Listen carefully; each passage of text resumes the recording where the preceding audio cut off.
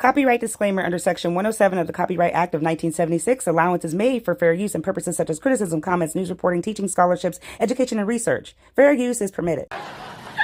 That's a born thief there. When his mama gave birth to him, he ran off with the placenta. Call me now for a bumper clock reading. Mr. Navarro. It's showtime.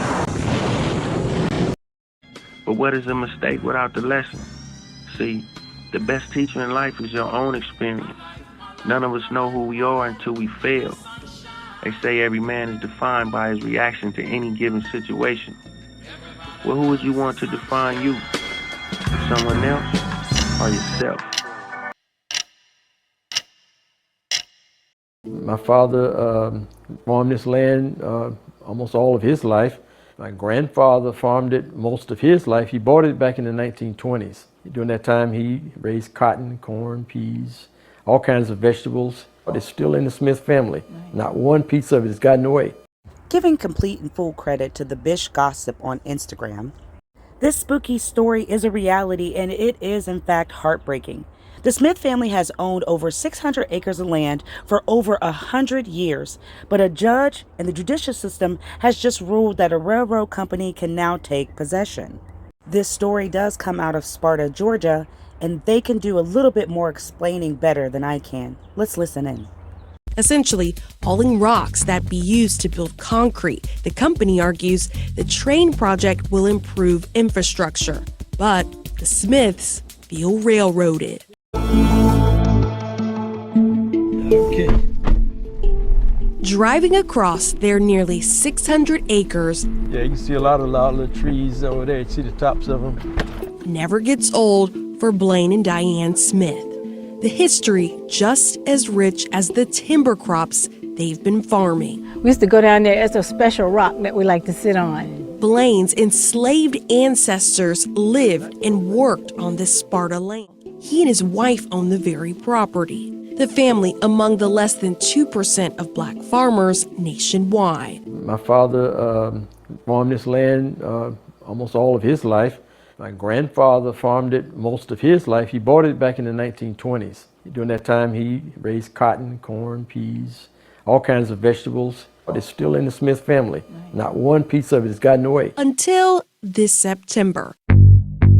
State leaders decided parts of the Sparta land are no longer theirs. It's my property.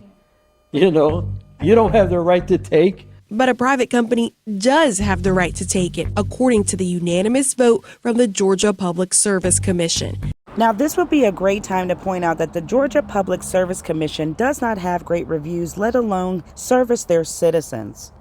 There's a Anna Yordova who gave a 1-star that says, as a public service, please service your people. For the past 20 years, Atlanta Gas Light has been able to charge monopoly fees on their gas and pipelines, and we cannot do anything about it. Since they have permission from the Georgia Public Service Commission, thank you for taking care of the people, signing such wonderful permissions.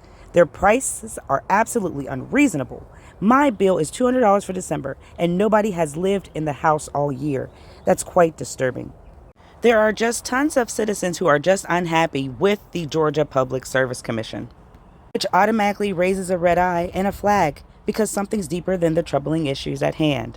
The agency, comprised of 5 elected officials, oversees eminent domain. Eminent domain, the right of a government or its agent to appropriate private property for public use with payment of compensation. In Georgia, the process starts by first condemning the site. The Georgia PSC members agreed private company Sandersville Railroad could legally condemn 9 properties in Sparta, including parts of the Smiths, for the company's Hanson Spur project, a 4.5-mile spur connecting raw material producers to the CSX rail line in Hancock County. If you listen to the railroad folks, they say you're keeping your land. We're just taking a little piece of it.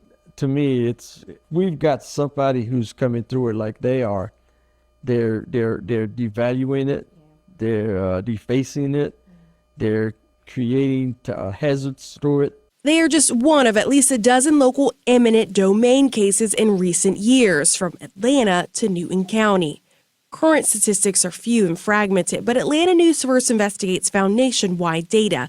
A 2007 study revealed when eminent domain was used for private development, it most often impacted areas where more than half of the community was made up of people of color. Nearly half of the area's population sat below the poverty line. In the city of Sparta, where the developers are building the railroad, census records show 51% of residents live in poverty.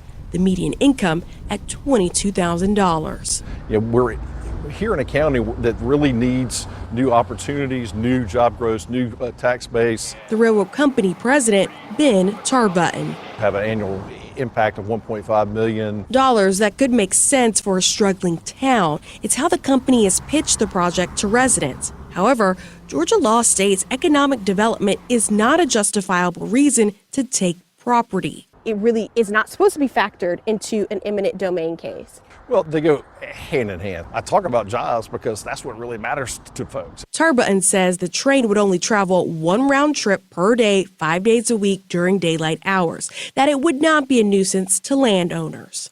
But isn't this the current very reason on why it's a nuisance in the first place?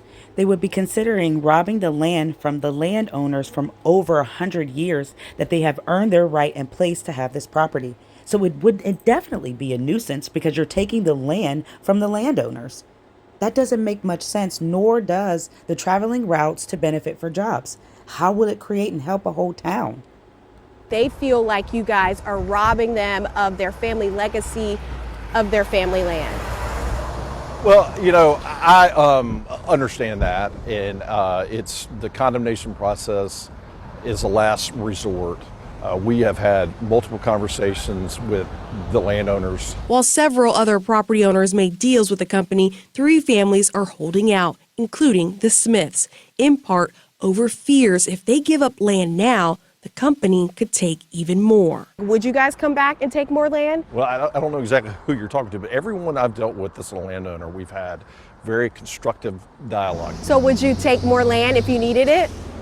No, we're very clear. A claim the Smiths don't believe. Because when they come and take that property, it's gone forever. It's why the Institute for Justice now represents the families against the railroad. The railroad's position is just that I'm a railroad. Obviously, I'm going to benefit you, and that's just not enough. The attorney filed this appeal in Fulton County Superior Court, alleging the PSC improperly granted Sandersville's petition that the project is not economically feasible and may not be a legitimate public use. What the railroad has shown is that this track, if it even comes about, is going to promote the profits and the cost reductions for a couple of private companies, and that's all. The Institute for Justice is using this as a money-making venture for themselves. Hundreds of acres for 100 years and one single lineage. Altering it in any way is a price of progress that's just too high for the Smiths. I go back to what my father said, keep the land. The land gives you respect, gives you respectability. Everybody around here knows that this is the Smith land down here.